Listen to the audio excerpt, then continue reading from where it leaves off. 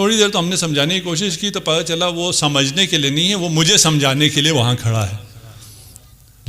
ٹھیک ہے جی، آپ کی بات ہم نے مان لی۔ ہم نے کسی چیز کو واسطہ نہیں بنانا، ہم نے سیدھا صرف خدا سے مانگنا ہے۔ ٹھیک ہے، ڈن ڈن۔ ٹھیک ہے، کہتا ہاں کاغذ قلم اس نے نکال لیا، اب مجھے دعا بتاؤ جس سے میں سیدھا خدا کو پکاروں۔ لکھ کیوں رہے ہو؟ کیا لکھنا چاہتے ہو؟ کہا جی آپ بتائیں دعا جس میں سیدھا خدا کو پکاروں۔ میں نے کہا الفاظ کا سہارا لوگے،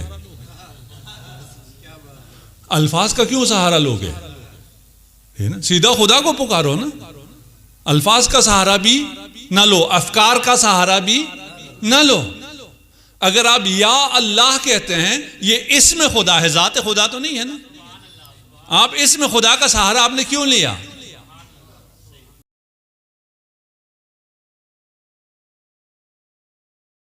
نبی بدر ہیرال نبی بدر یا غوث اعظم دستگیر، یا غوث اعظم دستگیر، یا غوث اعظم۔ تو اللہ جو سچا بادشاہ ہے اس کی شان اس سے اونچی ہے، اس کے سوا کوئی معبود نہیں، وہی عرش بزرگ کا مالک ہے۔ اور جو شخص اللہ کے ساتھ اور معبود کو پکارتا ہے جس کی اس کے پاس کچھ بھی سند نہیں، تو اس کا حساب اللہ ہی کے ہاں ہوگا۔